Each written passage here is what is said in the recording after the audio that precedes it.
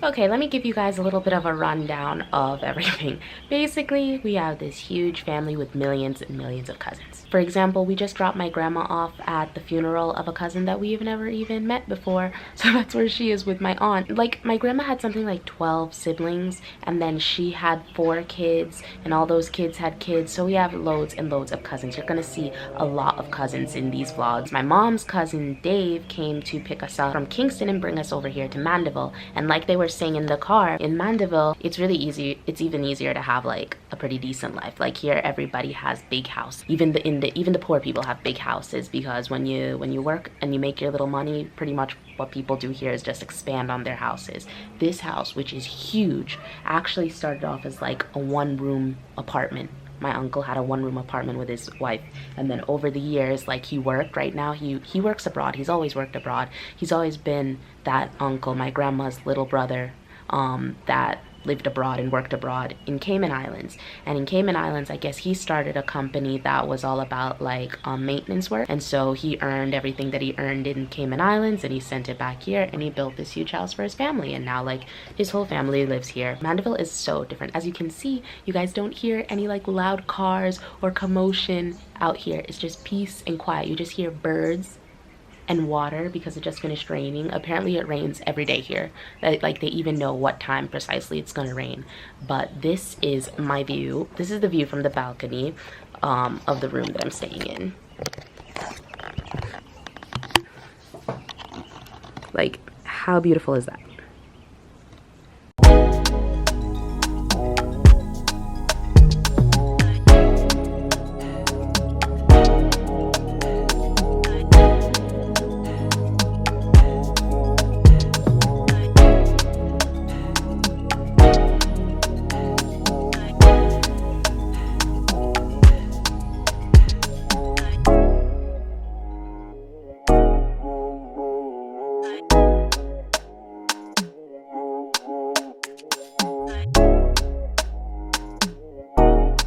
And this is the room I'll be staying in. So I just finished editing Vlogmas Day 3, and it reminded me of something that I completely forgot to tell you guys yesterday. I was so mad because I was supposed to go to the Chronixx concert. Chronixx is supposed to be like the Bob Marley of our generation or something. He's super big right now. He's nominated for a Grammy for the best reggae album of the year or something.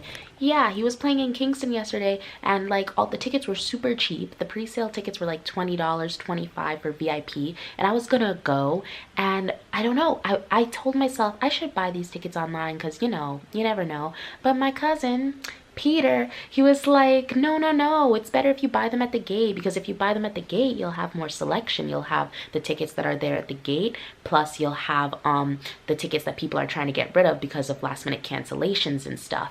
But Peter, like, my other cousins were like, no, Peter, this is not a football match. So like I tried to do it like Peter told me to do it, and then the tickets got sold out. The tickets got sold out. I was so mad because I was looking at the tickets online that Tuesday. The concert was Friday. There was still tickets, and then I just wait and check up my whole life. I mean, it was kind of all right because in the end, if I had a ticket and he didn't have a ticket because he had waited, it still would have sucked because then I wouldn't have had anybody to go with and it would have been weird. But then I found out this morning that my cousin that drove us to Uncle Brother's house went with his girlfriend. He went with his girlfriend and a friend, so I could have gone with them. So yeah, I'm still pretty pissed about that. I missed the concert of the year because I followed bad advice, but it's all good. Guess I'll just have to wait and see him next time when he comes to Europe. Wow, the sun came out. Kind of. I mean, it's still a little cloudy, but it's a beautiful day, kind of cloudy. So my cousin Dane, yes, another new cousin, hey guys, is telling me about Mandeville. Mandeville is, I think, like, this was where the whole family started, right? Like grandma's from here. This parish, Manchester, the parish of Manchester is where you could get the entire family from. Right. The entire roots of the family. He was just telling me that Mandeville is like the Florida of Jamaica. Yeah, in the sense that it's all sunny most of the time, so it's a one-way cycle.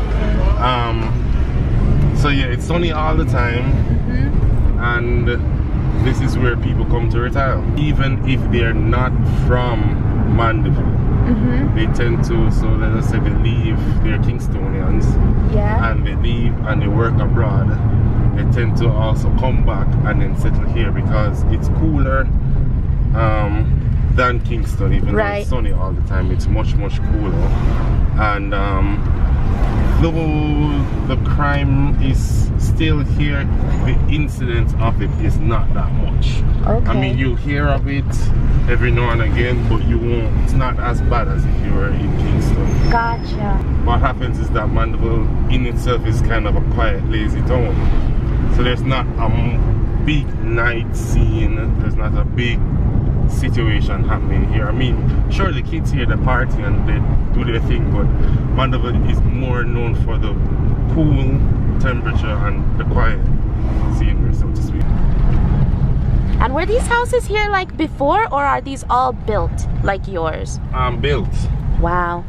In Kingston, houses are there before, because that's where people used to settle when they just came to Jamaica. But from Mandeville, people come, and it's a lot easier, it's a lot easier to get land to buy, to build.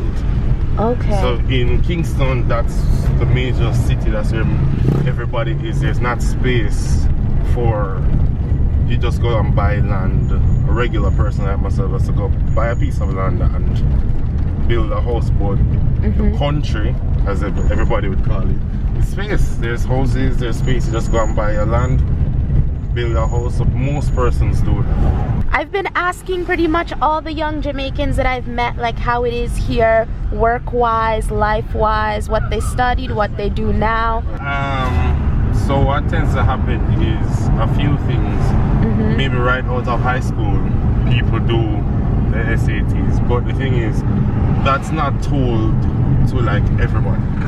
It's not everybody that knows that information. So you have people funneling to major universities, UWI and UTech. And what happens is that people tend to leave and don't get a job, and then they go towards the call centers. Okay. So yeah, for myself, I majored in the sciences. I did biotechnology, and then I minored in chemistry and economics. Okay. And I didn't get a job after UA. Like, I was looking for a while. I guess gratefully or thankfully I didn't have to stay without a job for a while, because I didn't want to stay at home and just sit down, so I went to a call center, and I hated every second of it. It wasn't what I studied. Of course. It wasn't what I studied, it wasn't what I did. However, I guess it was about 2 years after I was able to apply for a job at a pharmaceutical company, and I got a job there. Okay. A lot of people leave. A lot of people leave. So what might happen is that though the call centers are the hot job now because it's easy to get in. You don't need a UE degree, you probably just need your high school diploma and stuff like that. Right. So people go there because it's a job and you need money. Right. However, people tend to go there and then they're already setting up themselves to either leave the country. So I think as a young person in this country that there's not enough. There's not enough jobs, there's not enough market space for things. And the thing is, there should be, because a friend of mine told me that all the big issues that have been solved abroad haven't been solved here. So there's still opportunities for businesses and such on, but we don't know how to go about it. I don't know how to go about it. So there's a lacking of that. There's a lack of where are the jobs here, because if they're not doing the call centers, for me, basically I had to wait 2 years before I got my lucky break into what I was doing.